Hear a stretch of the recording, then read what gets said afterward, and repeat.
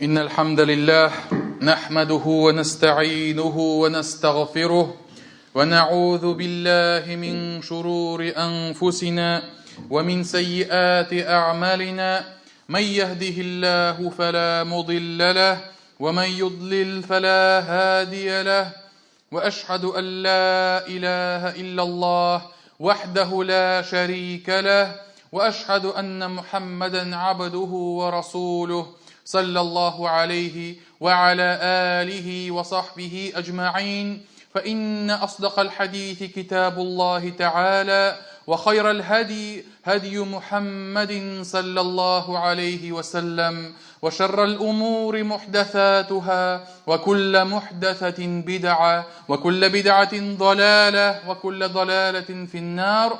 قال الله في محكم تنزيله: يا أيها الذين آمنوا اتقوا الله حق تقاته ولا تموتن إلا وأنتم مسلمون. يا أيها الناس اتقوا ربكم الذي خلقكم من نفس واحدة وخلق منها زوجها وبث منهما رجالا كثيرا ونساء واتقوا الله الذي تساءلون به والأرحام إن الله كان عليكم رقيبا. Галәмнәрне юктан бар кылып, безләрне халык иткән, тәрбияләгән Аллаһ Раббыбызга барча улыглауларыбыз, хәмд сәнәләребез булсын. Шаһадат китерәмен, Аллаһтан башка гыйбадат кылырга лаеклы зат юктыр. Аллаһ бар, Аллаһ бер. Һәм шаһадат китерәмен, Мухаммад ибн Габдуллаһ Аллаһның хак илчесе, тугры пәйгамбәре һәм шәриф булган кулыдыр. Аллаһ аңа, аның гаиләсенә һәм аның сахабаларына салават шәрифләре насип әйләсә иде. Аллаһ Раббыбыз әгәр дә кемне дә булса хак юлдан яздырса, үзенең гаделлеге белән кемне дә булса хак юлдан яздырса, аны беркем дә бүтән туры юлга чыгара алмас. Аллаһ Раббыбыз әгәр дә үзенең рәхмәте белән кемгә дә булса хак хидаяткә чыгарса, хидаяткә күндерсә, аны бүтән беркем дә адаштыра алмас. Аллаһ Раббыбыз изге китабында әйтте: "Эй иман китергән бәндәләр, Аллаһтан хакыйкый тәкъвалык белән куркыгыз һәм бары тик мөселман булып кына үлегез" диде. Әмма бәгъд, мөхтәрәм җәмәгать, тәкъвалык ул һәммә безгә дә тиешле булган гамәл, эш булып тора. Тәкъвалык Аллаһ кушкан изгелекләрне Аллаһның күрсәткән юлы белән, Аллаһның күрсәткән нурлы юлы белән һәм аннан әҗр савап өмет итеп гамәл кылу. Һәм Аллаһ тыйган эшләрдән сакланып, аларны калдырып, Аллаһ күрсәткән нурлы юл белән Аллаһ җәзасыннан саклану дип әйттеләр. Мөхтәрәм җәмәгать, һәр беребезгә дә ваҗиб булган гамәлләрнең берсе, һәм ул аъмалул кулуб, йөрәк гамәлләре дип атала торган бер эш, ул да булса Аллаһ хакында хәерлесен генә уйлау. Һәм динебездә Аллаһ хакында безнең яхшы уйлавыбыз ул биек дәрәҗәләрдән булып тора. Чөнки кем Аллаһ турында яхшысын уйласа, Аллаһ аны ярдәмсез калдырмас, аның гамәлен юкка чыгармас һәм аның өметләрен дә кисмәс. Аллаһ Раббыбыз изге китабында әйтте: "Фә-инна Аллаһа ла юди'у аҗрал мухсинин." Дөрестлектә Аллаһ изгелек кылучыларның гамәлләрен саклар, югалтмас дип әйтә Аллаһ Тәгалә. Һәм шуңа күрә Аллаһ Раббыбыз турында хәерлесен уйлау ул динебез шыганакларында, шәригатьтә күп урыннарда искә алына. Аятләрдә дә, хадисләрдә дә һәм Сахих аль-Бухари хадисләр җыентыгында ушбу хадис бар. Аллаһ илчесе Аллаһ Тәгаләнең сүзләрен китерә. Кутси хадис. Аллаһ Тәгалә әйтте: "Минем кулым минем хакта нәрсә уйласа, мин шулай булырмын" дип әйтә. Минем кулым минем хакымда ничек уйласа, нинди рәвештә булса, мин шулай булырмын дип әйтә. Һәм Аллаһ Тәгалә икенче бер кутси хадистә әйтә: "Минем кулым минем турында ничек уйласа, мин шулай булырмын" дип әйтә. Шуңа күрә минем турыда теләгәнен уйласын дип әйтә. Һәм моның мәгънәсен тагын да ачыклап, тагын да зуррак аңлатып, Пәйгамбәрбез саллаллаһу алейхи ва саллям тагын бер хадисне китерә. Һәм 3нче хадистә Аллаһ Тәгалә әйтте: "Минем кулым минем турыда ничек уйласа, мин шулай булырмын" ди. Әгәр минем турыда хәерлесен уйласа, мин шулай булырмын. Ләкин әгәр дә минем турыда начар уйласа, мин шулай булырмын дип әйтә. Ягъни, син Аллаһ Тәгалә турында ничек уйласаң, Аллаһның да мөнәсәбәте, Аллаһның да тәэсире шуңа, Аллаһның тәэсире дә сиңа шулай булыр. Һәм шуңа күрә әгәр дә без Аллаһтан хәерлесен өмет итәбез икән, хәерлесен көтәбез икән, безгә мөхтәрәм җәмәгать дуга кылырга, Аллаһка ялварырга тиешлебез. Һәм шул вакытта Аллаһ Тәгалә эшебезгә бәрәкәтен бирер, тәүфигын бирер, һәм эшебез дә уңышка ирешер. Ләкин әгәр дә кемдә төшенкелеккә бирелеп булмас инде, юк инде заманасы начар һәм башкасы дип Аллаһ билгеләгән тәкъдиргә, язмышка өметсезләнеп, тел-теш тидереп, гомерен үткәрсә, әлбәттә ул яхшылык күрмәс. Әлбәттә ул яхшылыкка очрамас. Һәм бер хадистә Җабир ибн Абдуллах исемле сахаба әйтә, Аллаһ аннан риза булсын, әйтте: "Аллаһ илчесе вафатына 3 көн кала, ул миңа мондый сүзләрне әйтте" ди. "Берегез дә үлгәндә Аллаһ турында начар уйламасын, бары тик яхшысына гына өметләнсен" дип әйтә. Һәм хадисның 2нче риваятендә дәвамы да бар. Аллаһ илчесе әйтә: "Кайсы бер кешеләрне нәкъ менә Аллаһ турында начар уйлаулары харап итте" дип әйтә. Аллаһ Коръәндә әйтте бит: "Вәзаликум заннукум аллазӣ занантум бираббикум ардакум, фасбахтум минал хасирин." Менә сезне шулай итеп Раббыгыз турында уйларыгыз, начар фикерләрегез сезне харап итте, һәм шуңа күрә сез хәсрәттә калдыгыз дип әйтә Аллаһ Тәгалә. Һәм Аллаһ илчесе монда махсус үлемгә бәйли. Чөнки кеше үлгәндә аңа бүтән бер дә кирәк түгел. Аның эше дә тамам, аның ниләре дә әйме. Бүтән дөньясы туктаган. Ул хәзер Аллаһка, Аллаһ янына, Аллаһ хузурына, ахиреткә күчәргә өметләнә. Һәм менә шул вакытта тормыш булмады, барып чыкмады дип әгәр дә әйтә икән, ул аны харап итәчәк менә бу сүзләре. Әгәр дә ул шулай эшләдем, тигеләй эшләдем, менә бу гамәлләрне кылды дип үкенә икән, әгәр дә ул күңелен төшерә икән, ул җәмәгать аны харап итер. Ләкин әгәр дә ул тәүбә кылып, Аллаһ Раббыбыздан гафу сорап, "Я Раббым, җәннәтле кылсаң иде, нигъмәтләреңә ирештерсәң иде" дип Аллаһның хәерле нигъмәтләренә өметләнсә, ул вакытта иншаллаһ Аллаһ Тәгалә бу кешегә рәхмәтен иңдерер.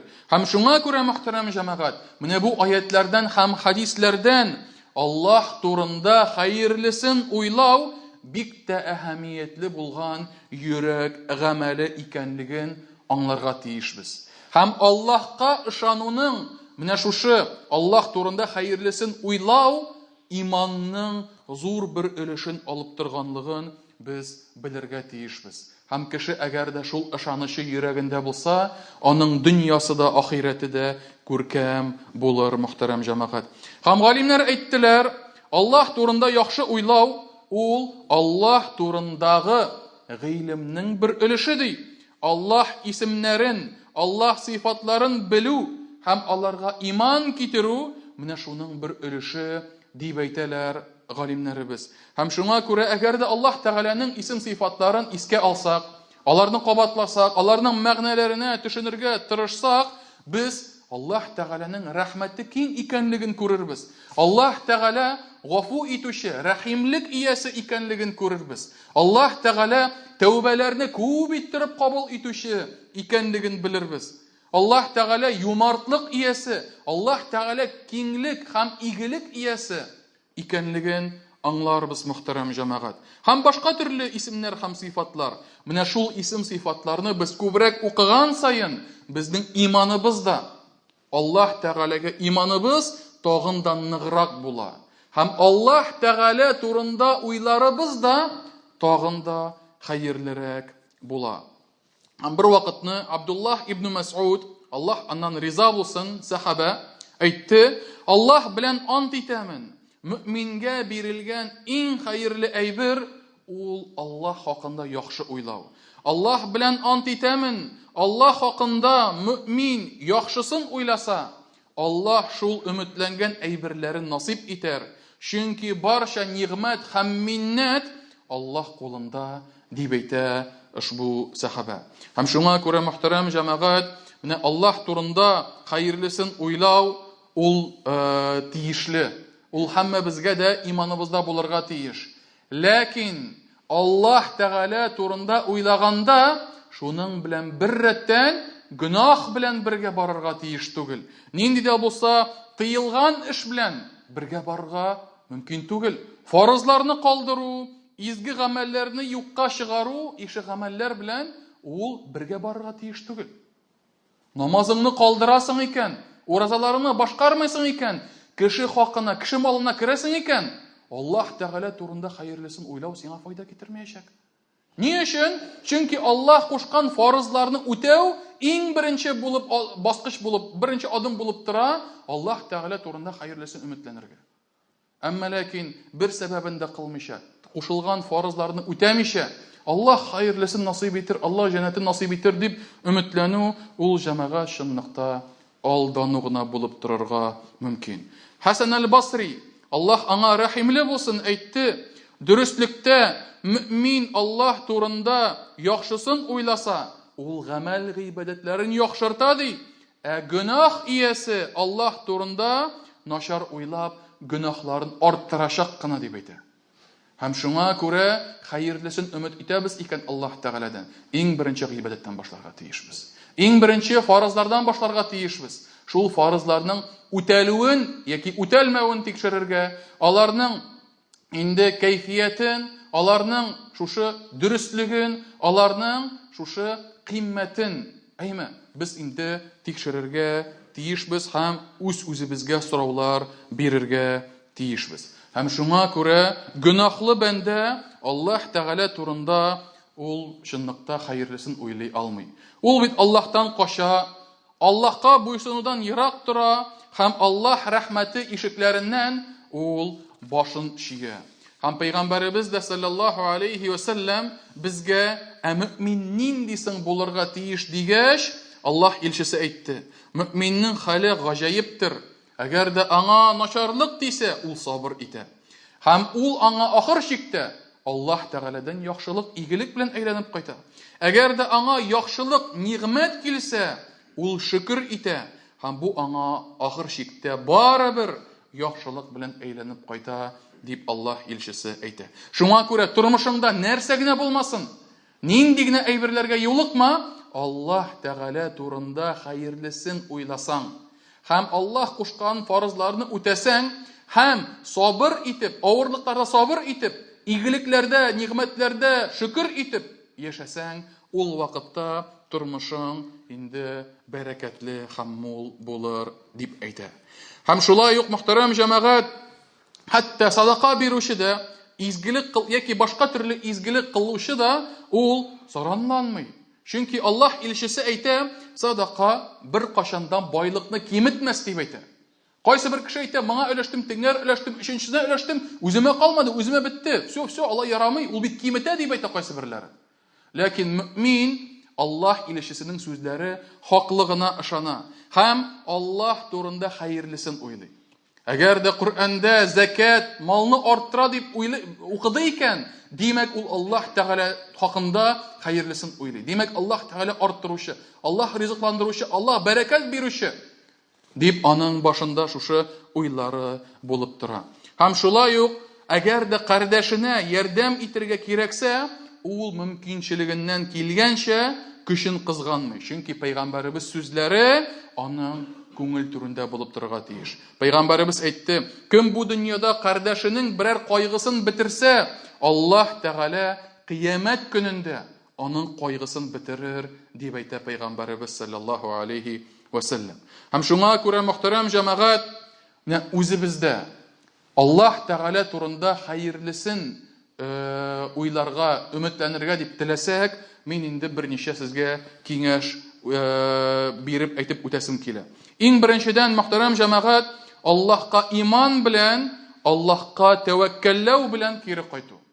Тормышыңда нәрсә генә булды икән, тормышыңда нәрсә генә башыңнан узмады икән, һәммәсендә дә, бар вакытта да Аллаһ Тәгаләгә өметлән. Аллаһ Тәгаләгә тәвәккәллә. Башка бер кешедән дә көтмә.